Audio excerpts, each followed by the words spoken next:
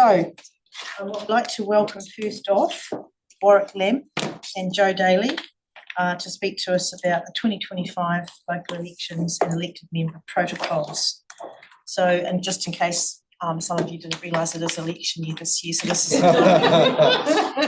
go. Indeed. Morning, everyone. Thank you, Pauline. First name terms here, if that's okay. That's fine. Like your bell, could do it one of those. Oh, it's not very good actually. You can have it. Come in handy sometimes. Unless we get a new one. Yeah. All right. Thank you, everyone. We're just here to run through a session on elected member protocols. It'll probably take maximum an hour. To take questions as we go. What you wish for. No, we'll go through the presentation and then we'll have time for questions. Okay, that's fine. Yep, thank you. So we've got an hour for this. Yeah, I'll take that long, but we'll see how we go. That's fine. Yeah. So you fire away and take control of the briefing. And many of you, most of you, have been through this process before. Am I able just to do a quick run around the room and grab a name and just how many terms you've been on council for? Yeah, he's not here, so okay. So Celeste, we'll start with you. Hi, I'm Celeste. Sorry. I'm Celeste. I'm the councillor of the Coastal Ward, and this will be my third election in 4 years. Okay. Right. That's special. Riddle me that. Do you want to explain that? Sorry, there was a by-election, and then I got elected, and I had to. Okay. I'm still figuring out the election protocols, but Okay, well, that's what we're here for. So, right. Mark Peters, I'm first term on council for Hornby. Okay. So, okay. Thanks, mate. Kia ora. I'm Tyler. I'm representing the Riccarton Ward, and it's my first term. Okay, thanks, Tyler. I'm Sarah and first elected to Community Board 2013, elected to Council 2016. I'm retiring from Council this time as standing for Mayor. Okay, thanks, Sarah. Kia ora, Melanie Coker. I'm the councillor for Spraydon. This is my 5th elections, 2 terms Community Board, 2 terms Council. Hi, I'm Sam McDonald. This is my 2nd term on council and I did a term on the community board before that. Okay. Kia ora, Pauline Cotter, first elected to Council 2013, did 2 terms on Community Board prior to that. Good morning, James Goff. First elected to Community Board in 2007, and this is I'm the old man at the table. Had 5 terms on council. This is my 5th. James. Kia ora, I'm Victoria Henstock. This is my first term as assistant councillor and I have not previously done a community. well, I'm Tim. I'm 4th term. I did 2 terms on community board, and Kelly Barber, I'm the Burwood councillor. This is my first term as a councillor, but I served as the chair of the community board in the term before that. Morning, Jake McClellan. This is my 2nd term as a city councillor, and I did 1 term on the community board starting 2016. Thanks, Jake. And I'm Aaron Keogh, City Councillor for Hewitt, done a couple of terms on the community board and also health board for a few terms. Just RIP. Yes, RIP. You've worked at all of the health board. Oh. So, yeah, used to ring me regularly for all my breaches. Yeah.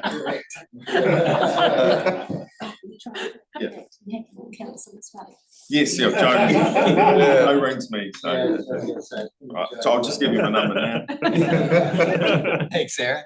Thanks for reminding me that. All right, well, thanks for that. So, yeah, good mix around the table. A few of you are here first time as incumbents.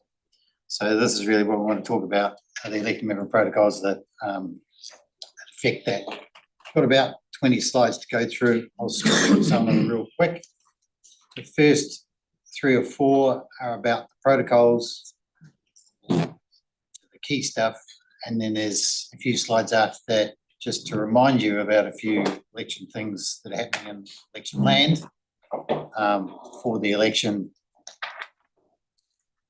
just so that we're all on the same page. So as you know, That's my name. Work for a company called elections.com. Here behind me, we've got Steve Kilpatrick, our managing director. Steve over here.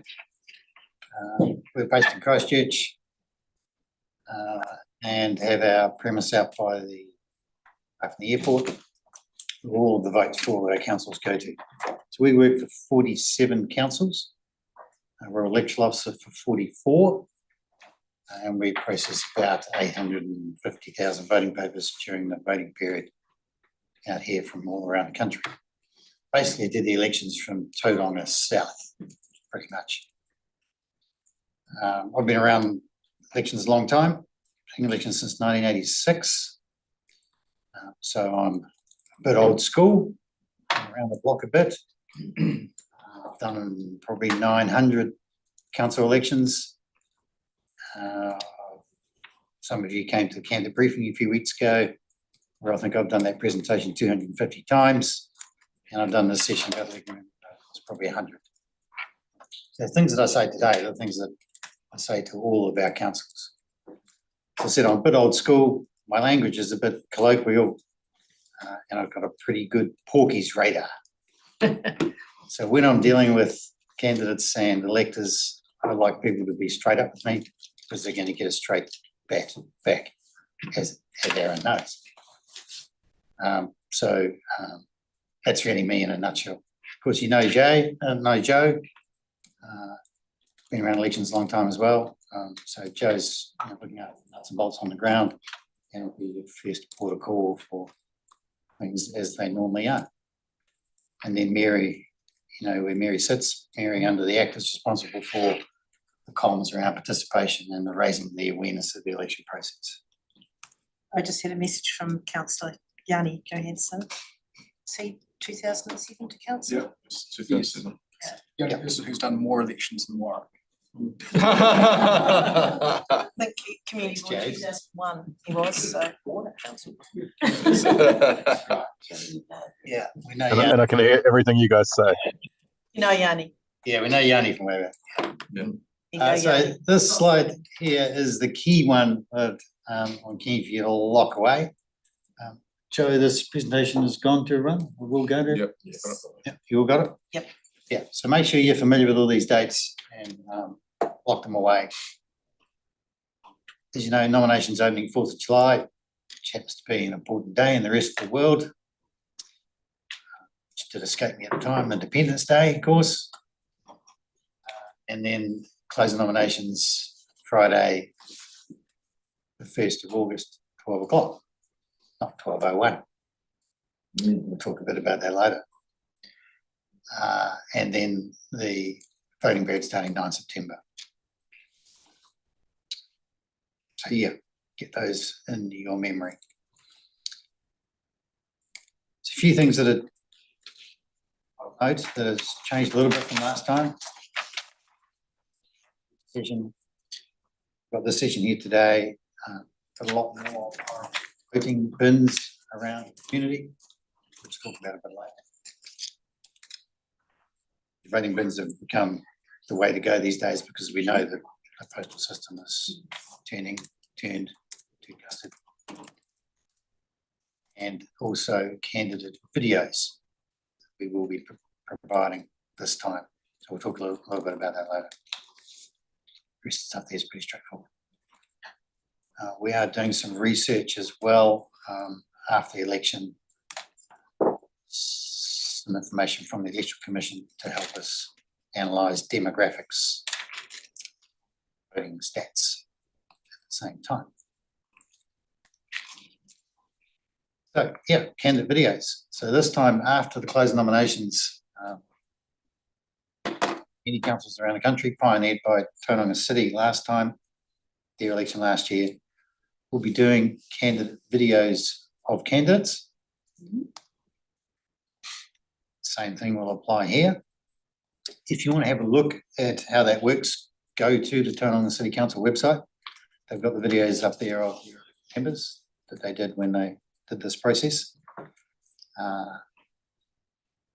Level playing field deal, so organised by the council, in the council premise, same lighting, same sound, same environment, same questions. 4 generic type questions, like, and it won't be exactly this, but like, why are you standing? What skills do you bring to the role? What 3 things do you want to focus on for the next 3 years, council, and what are the challenges in front of council? Sort of just generic questions like that, that everyone can speak to and deal to from there. Once nominations are closed, Joe will contact everyone and provide everyone, all candidates, with those questions and the time frame and how that will work, booking system and all that. It'll be 90 seconds, pretty short and sharp. So, 15, 20 seconds per question. Get a couple of goes. And if you don't quite get it right, then you'll get another crack at it. But all about level playing field. I'm assuming that you can opt out. Absolutely, it's completely optional. In Tauranga case, they had 75 candidates, they had 66 that did their video straight up. Once they were put up on the council website, there were 6 others that went, oh, that's better than we thought, it's a good idea, can you come in and do ours? So they did, and they sorted that out. Including one person who came in and did it with a week. So they got lots of questions from people saying, where's your video? But entirely optional. Okay. So as I say, if you get the chance, do go to that Tauranga City Council site and check that out. I'll give you a good feel for how it looks. The questions have captions. So it's not as if someone's asking the question. The words of the question will appear on the top corner. Then the candidate's answer will have subtitles underneath. So easy for voters to look at and see and read and listen to. Key thing being that it's another method for electors to find out what candidates are like, and from our experience, videos are a good opportunity for people to see that. All right, let's delve into the protocols. This is really why we're here. I know there's quite a lot of words on these slides. I'm not going to read every word on every slide. It's not going to be death by PowerPoint. I just want to go through the key points. So really, when it comes to elected member protocols, what I want you to think about is keeping your campaigning self separate from your BAU self. And the simple principle is easy as that. When you're doing council BAU stuff, you're going to meetings as you would normally do, or events, you're there as an elected member with your elected member hat on, not there as an opportunity to campaign. And to campaign, I mean doing a call to action. So when I talk about campaigning, I'm talking about a call to action. Talking about yourself and saying, I would like you to vote for me. That's a call to action. As an elected member doing your normal job, going to events, no problem. If you're at an event and someone comes up to you and says, look, I see you're standing for council again, what's your view on this and why should I vote for you? I want you to say, thanks, but this is not the place and time for me to be talking about campaigning. Let's take that offline, I'll talk to you later. Sometimes that's not very easy to do.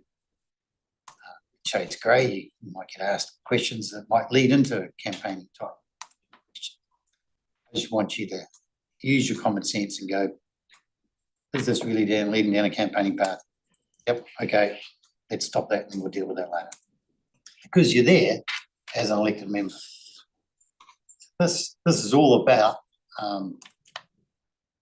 you as an elected member not getting an advantage by being an elected member at an event that someone who's not an elected member wouldn't otherwise have.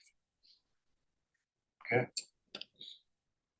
You've got to have access to information as you normally would in your normal process, but I want you to be mindful of making a whole lot of extra election, information requests that might be election related out of the ordinary for what you would normally do in your day-to-day job. Sorry, huh? I know, we'll just do questions at the end because it's got quite a few slides. Do you mind, Aaron? Save it up? Yep. You'll get a call later anyway. It's fine. So during this 3 months period, so the election period, 11 July to 11th of October, so this is the period that we're talking about here, 11 July to 11th of October, 3 months. Council comms quite often will dial back on photo opportunities and speaking slots and different things, and media releases and so forth, so as not to give candidates more prominence, elected members more prominence than would otherwise be the case. But, you know, BAU has to continue. Your normal job as an elected member continues.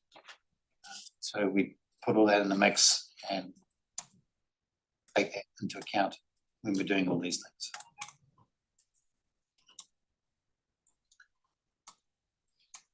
So yeah, having a balance between BAU and campaigning. Come to that.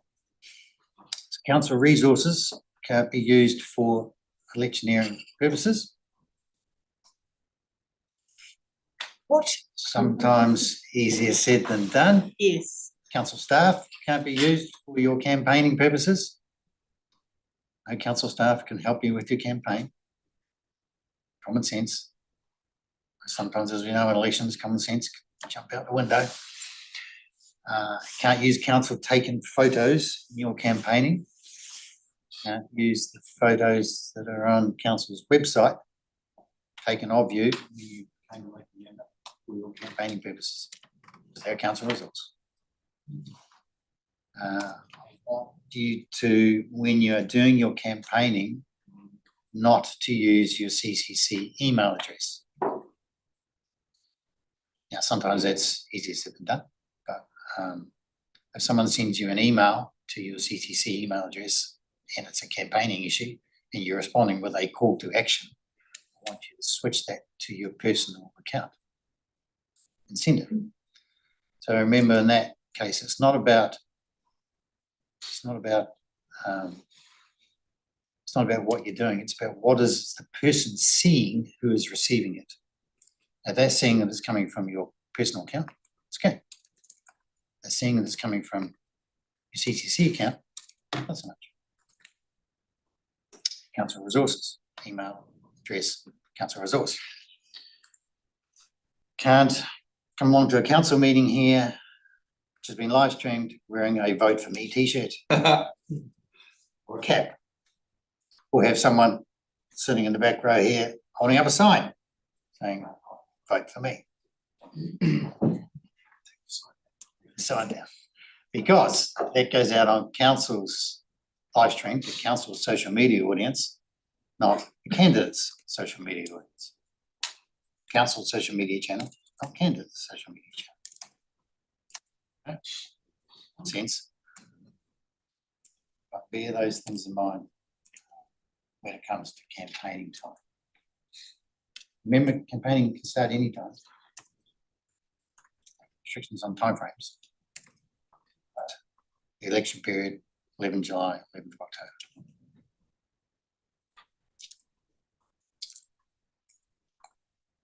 Here's a shot of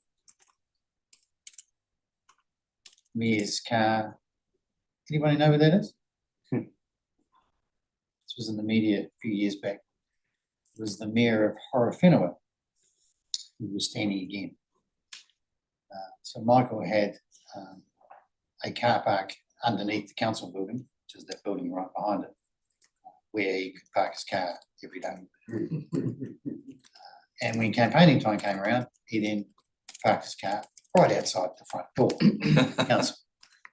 Council resource. Clearly worded though, isn't it? Yeah. It's authorised, got an organisation on the back, which is great. So I said to Michael he couldn't park there because he was using council resources for his campaigning purposes. So just park it in the street, down the road somewhere, not in the council car park right outside the door where everybody going past can see. Common sense stuff. But that reminds me a bit about what you guys can do here. First things first, with cars that are sign written, I know some of you have got cars that you drive around in as your normal business as a councillor. That's okay. if it's not a call to action, there's no campaigning on it, no problem. Yeah. If it is a call to action card, you eventually sign right it saying, vote for me, then just be mindful of where you might park that. If you're coming to an event like this, a council meeting, you've probably got a council car park out the back, or somewhere around behind the building that's not in obvious public view. It's okay. Just don't want you to do this and park it right outside the front door. And when you're at a service centre or council facility with your cafe, and you're using that as a private citizen, not on council business, but are there all day, then I don't want you to be parking it right outside the front door. That can be seen as a campaigning item because it is a council resource. Sure, park it in the street, down the road. It's not a council car park in full view like this one outside the door. I might have a few questions about it later, so happy to talk about it. So social media, sometimes shades of grey, can be a bit tricky. Remember, council's social media audience is council's social media audience, not elected members, not candidates. Council social media is monitored and checked, and any campaigning messages or comments will be zapped. I've quite a few of my councils that during the election period turn off comments on all of their posts to stop the opportunity for campaigning comments coming from electors or candidates or anyone else. Up to council whether they do that. Some of my councils do that. But anyone who does make a comment on council's social media channel without a candidate will be summarily deleted. If a candidate was doing that, then you'd eventually have to make Grumpy Warwick on the phone. And if you continue to do it, then you would be blocked. So it's council's social media audience, not a candidate's social media audience. Common sense. And same deal during the election period, council channel will follow all those, whatever those words mean, any candidates on social media channels. Standard stuff.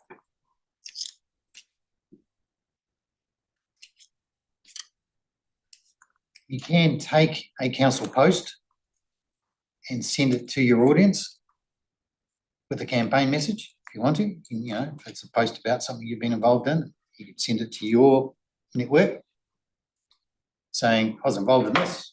Fantastic I am. Please vote for me. It's okay. I just don't want you to do anything back on council's channel. So no rating, reviewing, liking, sharing, tagging in council that then appears on council's feed.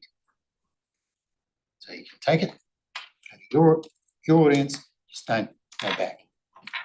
Simple principle. Be straightforward. Because council's social media audience is council's social media audience. Okay? Make sense?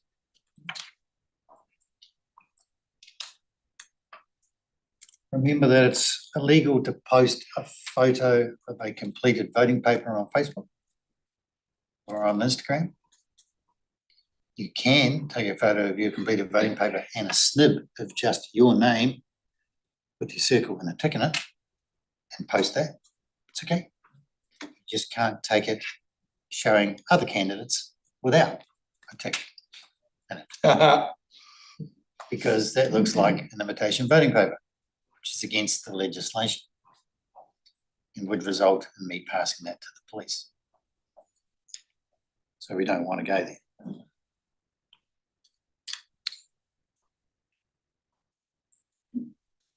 So, what's the big deal about this? What happens if you did breach these guidelines? Remember, they're guidelines, they're protocols, they're not legislation. It's more about, you know, a level playing field for everyone. And then would that pass the front page test if that was on the front page of the paper saying an elected member used council resources for campaigning? Might not be the place where you want to be. Maybe a code of conduct thing might be something that I end up passing to the police. But it's more about a level playing field and integrity of the election process. Those are the things that I just want you to bear in mind and think about when you're doing your call to action campaign.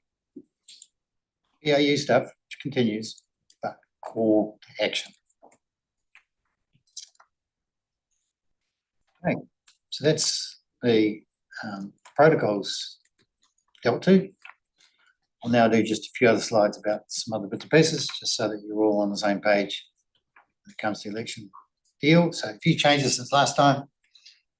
You'll know that voting period has been increased by 10 days. It used to be 22.5 days, now 32.5, with a longer period for when voting papers can be delivered. Will start to be delivered by DX and New Zealand Post from Tuesday the 9th of September, but they'll take a bit longer. That means that it's basically a month when voting papers.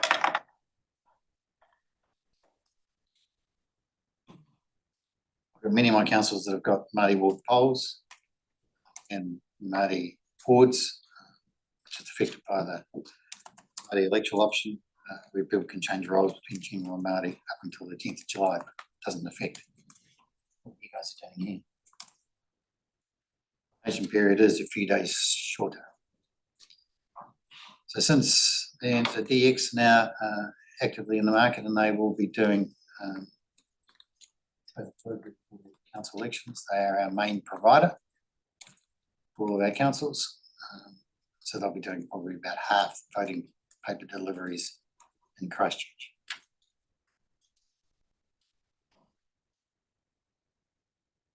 Slight change to recounts and ties has happened in the legislation. It's not a big drama, but effectively that if there's a tie when we release the official result, it used to be that those two candidates would pull their name out of a hat, and that would be the person elected. Now, at the moment there's a tie, it immediately goes to a district court judge for a judicial recount. Okay, and we are able to provide telephone dictation If that's tied, Warren? Right. If that's tied?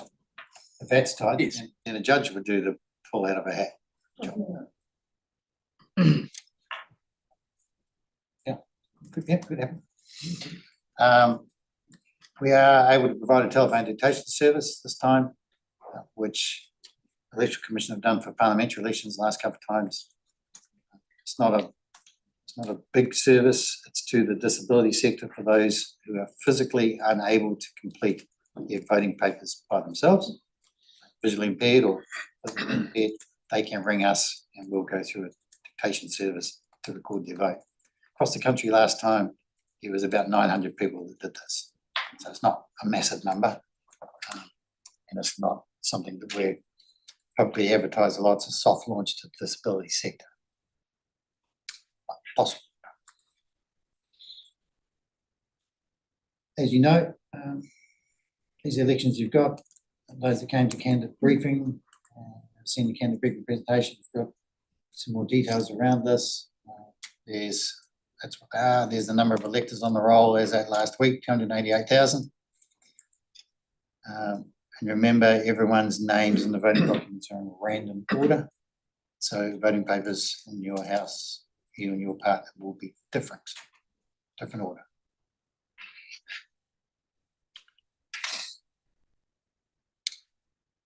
You will know this process, but a couple of reminders. Remember, got to be a New Zealand citizen, as you are.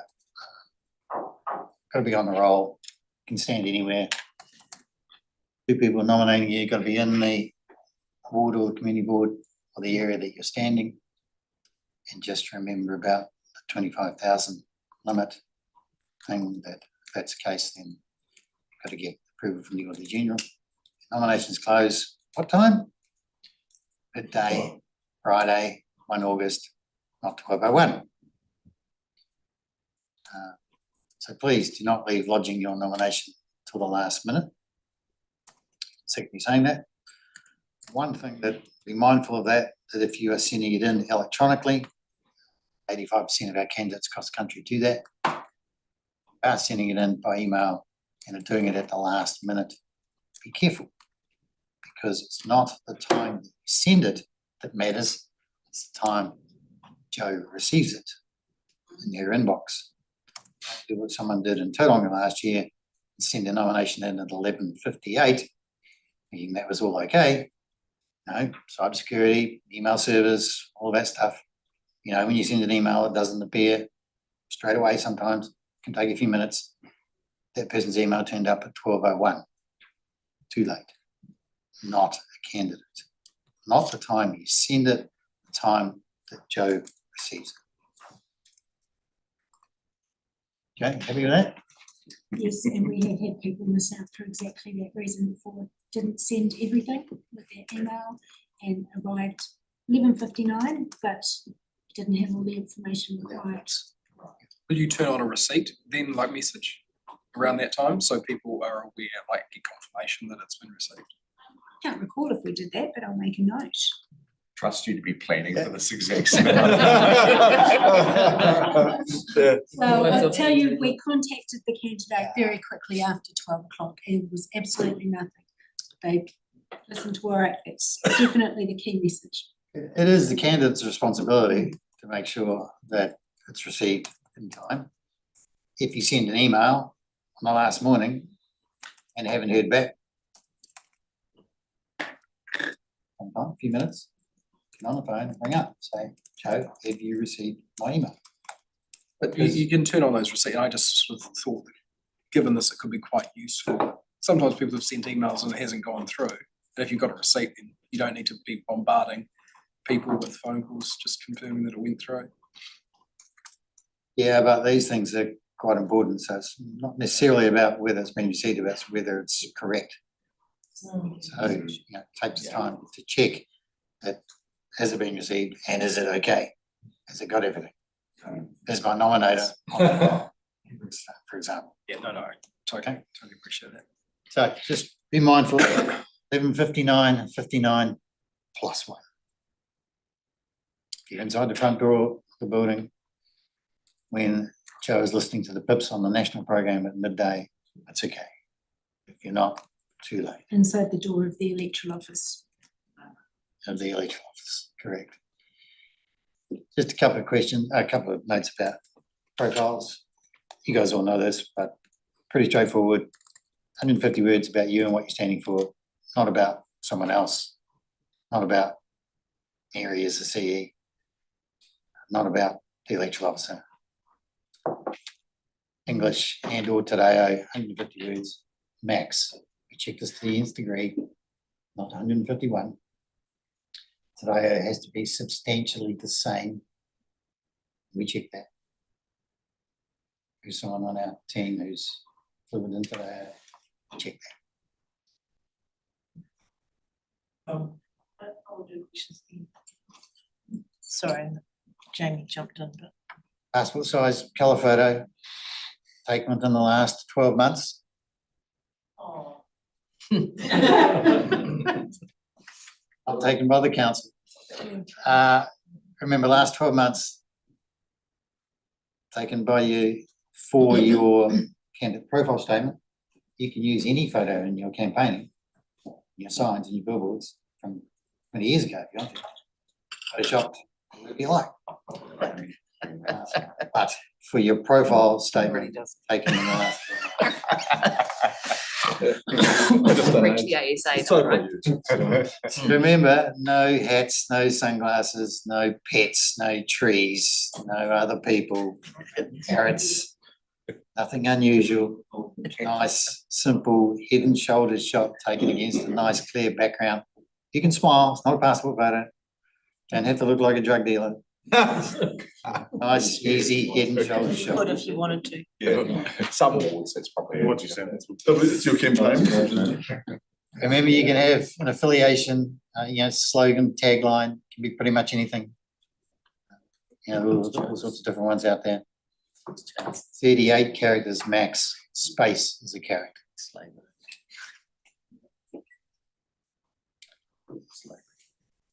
So I'll deal with results. We'll have the result due probably about 2 o'clock on election day.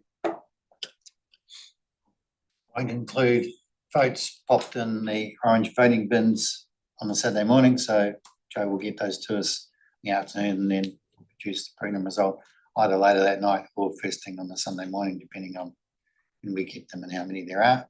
Probably be the Sunday, and then the final result on the Thursday, a few days later, maybe the Wednesday, depending on how special votes get processed. Remember, results can change, as they have done before. Close is close, is what it is.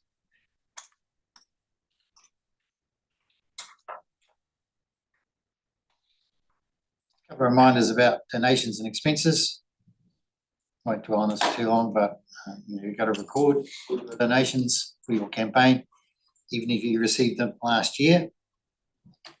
Time on donations, if someone's giving you money for your campaign, you've got to record it. Can it be anonymous? Not if you know who it's from. If you know who it is, where you can reasonably work it out from your bank account, you have to declare who it's from. And you've got to keep records of your donations and expenses. The receipts and everything, but you need to know.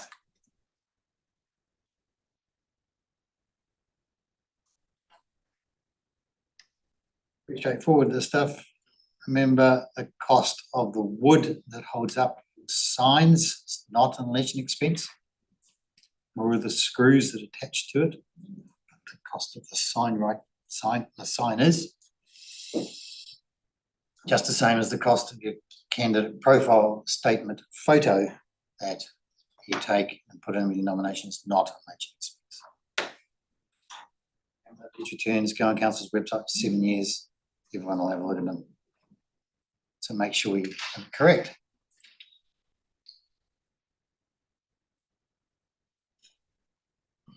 Signs. I love signs. Not. The mission, as we all know. Sorry? Hang on, don't jump the gun. Physical signs. Yeah. Physical signs. Yeah. Billboards, 9 weeks before election. Before the start of voting. So 8th of July. I deal with 47 councils. I've got 47 different hoardings policies. They're all over the shop. Some are 3 months, some are 2 months, some are 6 weeks, some are 9 weeks before voting starts. Some come down the day before, some come down the day after, some the week after. That's what it is. You know the rules for Christchurch in the candidate handbook. Make sure you get that right. Remember, every piece of campaign material, has got to have that little authorisation statement on it. It's by candidate, your agent, and contact method, not your physical address. Physical address and the candidate contact details, you don't need to put them in your authorisation statement.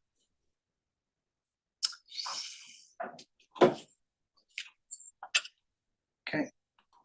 Right, into questions, and we've got 20 minutes. Yeah. I've got Aaron, Tyler, Jake, Tim, Sarah, Mel, Celeste, and James. Fire away, Aaron. So let's make it Mine snappy. was relevant to back then, so it doesn't really matter now. It's good. All good. Tyler? Good work. For information requests, was I right in thinking that the other candidates get access to that same information? So if it's a Lagoima, Yeah. then that's going to go on council's website and be sent to all candidates, Okay. available to all candidates. So what if there's a CSR, or like a request from a citizen that needs help, and I'm asking for information based on that? If it's an election related question, then that's when it would go to everyone. Be available. And who defines whether it is or not? probably Joe and I guess, at some point. Or through our Nagoima team and potentially Mary with regard to making those calls. Cool. You mentioned to be careful about how many requests are being submitted. It's inherent just with the increase in attention and thought that more requests come for what I would call electorate or constituent servicing, you know, politics or whatever minor thing. We can't control that. That's, I'm assuming that's kind of expected. Yeah, no, that's okay. I'm just, you know, putting it out there that don't go overboard asking a truckload of what may be relatively minor information requests that take a lot of effort for the council staff to deal to, that would otherwise not be the case. But if it's to it. And ECAN, are they going to do the videos as well? ECAN are going to do the videos, yeah. Pretty much most councils will be doing. With 150 words, if you got yours translated to Te Reo and you put both English and Te Reo up, what happens when the Te Reo, I don't know, I have no idea, I just thought of it, that if it exceeded 150 characters or the words? Can't. So you would have to trim your Te Reo or your English to. So you're right. As we all know, when you translate English to Te Reo, it's usually more words in Te Reo. Yeah. So that's why I say that the legislation says that it has to be substantially the same. So that means you can't be more than 150 words in Te Reo, so you can trim it so that it fits, but therefore it might be slightly different to the English. That's okay. Make it work. Sarah? Thank you. In previous elections, because of the postal service being quite slow, we've ended up having like a date where everyone's gone, New Zealand Post or whoever have gone, you've got to get it in the post box by this date. Do we know what that date is yet? Tuesday of the last week, which is what, the 7th. So that'll still be in place, and that message will be on the back of the return envelopes. Okay. And in our candidate, the voting guide.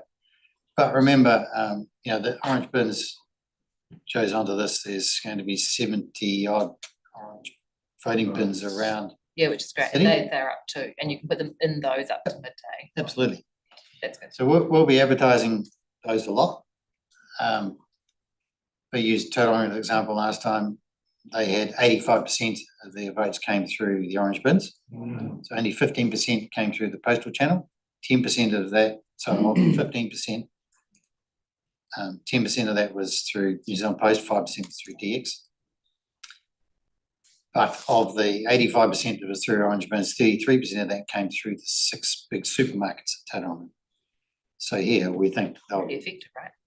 The supermarkets will be the key place. Most of those bins votes will come because that's where you go to do your daily stuff. So you can advertise that to your groups as much as you like. The list of that will be in the voting guide, the candidate profiles, and it'll be on council's website and it'll be readily available. That's awesome. That's great. We will it be available of the bins before voting starts. So we've got Mel, Celeste, James and Vic. Yeah, the voting bans. Would the public be able to suggest locations for that? Is that all pre-decided now? It's been decided now. Got quite a criteria. Yeah, we're keen on some ideas. Like the issues around them are security, padlocked, chained to an appropriate pole, appendage, best under CCTV. But if there are places that you might suggest that could be good to go, then if we haven't already covered those, we'd want to know. So let us know. But, you know, there's going to be a lot of them, so it'll be a good spread around the city. Sorry, but a couple. You talked about if we go to an event and we can't campaign, which I understand that, but it would be, if another candidate is there, which they probably will be at most events, they will be, are they able to campaign? Like, is there a dividing line? Related to specifically as a council. It depends, I mean, if it's, yeah, it depends on. like if it's a campaign meeting, sure, you know, if it's a meet the candidates thing, no problem. But if it's a council event, then no, campaigning shouldn't happen, and the same on the incumbent. So you're talking about council events. Council event. And then with the people who, say someone can't get out to post or put it into an orange voting, you can call up, but is there a way, so they wanted to fill it out, but have someone come collect it through you, is that a possibility? Or No, but anyone can give their sealed completed voting paper to son or whatever, neighbour or family friend to put in the box if they're comfortable with that.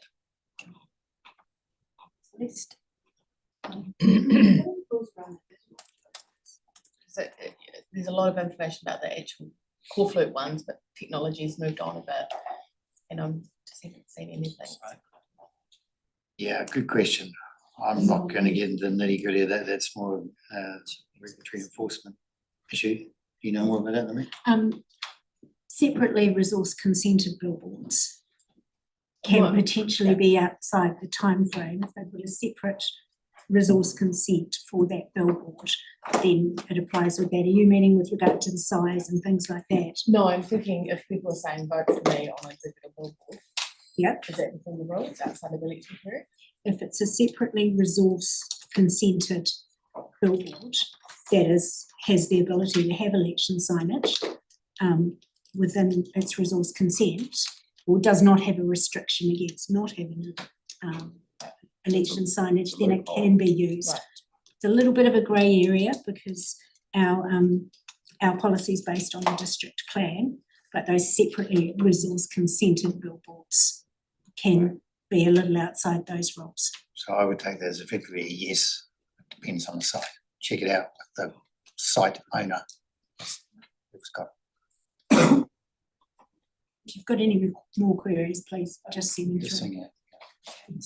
Thanks. Those new 90-second videos, one, does that include community board candidates? Cool. And two, who owns the content? Is it elections, council, or the candidate? Council. So the respective council will own that content. Yeah. So it'll go up council's website.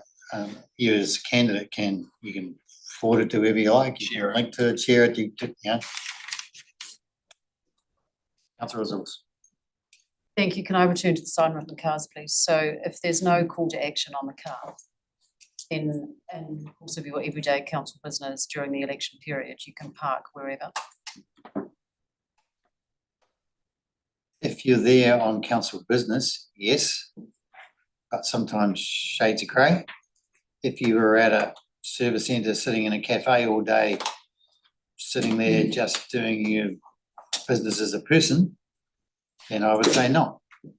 So then if Practical there is a matter. call to action subsequently put on the car during the, let's say the voting period, given that our council car park is in the basement, now whether we return back to Civic or whether we're parking in the arts centre, can we still park in the basement where we are away from the public with a call to action on our car? Thank you. Means the car going in for its sign writing. I have to fix the red bumper first.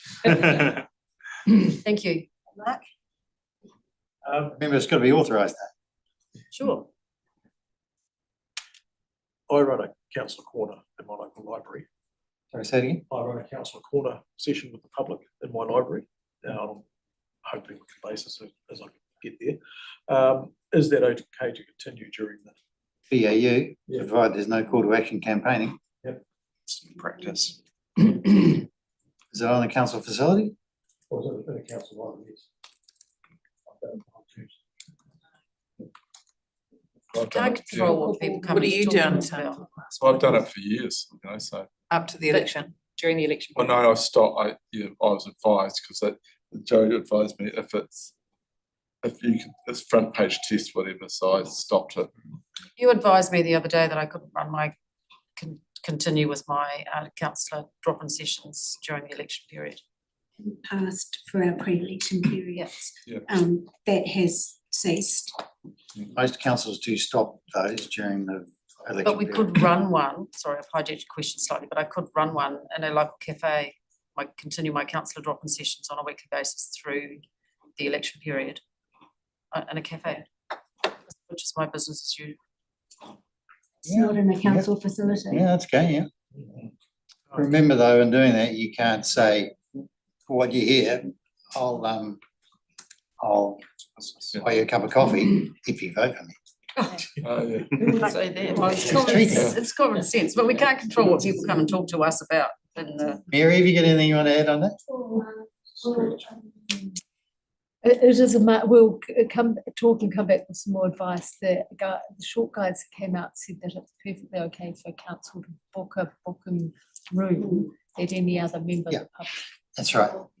So book and pay for a meeting room in a facility that any candidate and any member able to get. I think it is marginal around drop-in sessions and campaigning. So we protection and the protection of the organisation. It's good to apply the Let's Act with restraint around that. That's right. I agree with that. Sarah? Common sense. I think curtail those activities during that period. This one's probably a bit more of council bylaw kind of stuff on signage and parking and bits and pieces. In the past, we've always been told, oh, it's a bit of a grey area, we're not quite sure, it's hard to know when people are parking cars or little trailers with signs on them, parking those at the side of the road. And it would be great if we could have like a kind of yes or no at the beginning of the period with campaign signs and things. The rules are the same as in the past, where signage is attached to a vehicle that increases the size of the vehicle. For example, you've got a normal trailer and you put some extra signage on it that says vote for. Yep. That is not permitted. Where the signage is within the size of the vehicle, a trailer with cage, it can be parked for normal purposes on council roads within the bylaws and things like that, but it's your normal day-to-day processes and stuff though, not like leaving a trailer at the side of the road with the signs on it. Yes. And you're driving off, you can't do that. Within if it's parked within the bylaws for the time period, and I'm sorry, off the top of my head, I can't tell you what that is, then it's permitted, but it should be used for normal business. So parking, dropping your trailer off on the side of the road outside your house could be realistic, but parking it up. Very road upset or down Pages Road or Bridge Street or Street. It is, as you've said, it is a reasonably grey area, but if it meets the requirements and it doesn't break a bylaw, then we have some examples maybe to make it clear, because it is grey, like what would be allowed and what wouldn't be. Just, you know, if you've got election signage on a trailer, you've got election signage on a trailer that doesn't do that, and you've just left it at the side of the road, you know, can you do that? Can't you? Yeah, What it's circumstances? all there. Yeah, it would just be really good because it's been. It's like a real estate So do you agent. mean attached to a vehicle or not attached to a vehicle? Yeah, it seems like it's the full Attached. trailer. Attached to a trailer. In whichever, or just a, you know. It's a mobile bill. Okay, that's the end of the questions, and that's the end of. Yeah, So thank you very much for coming in, giving us your time and going through that so carefully and clearly. It's very helpful. Thanks, Laura. Nice to meet you. Yeah. Very much. Say more if you.